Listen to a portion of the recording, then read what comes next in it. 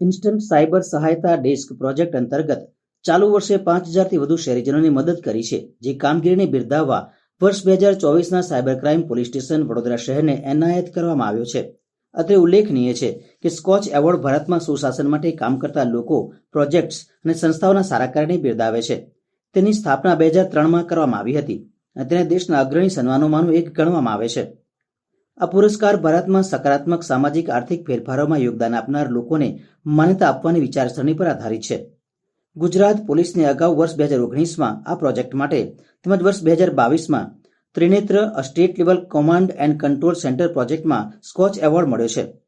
વડોદરાના શહેરીજનો આ પ્રોજેક્ટનો મહત્તમ લાભ લે તે માટે પોલીસે પ્રજાજોગ અપીલ કરી છે.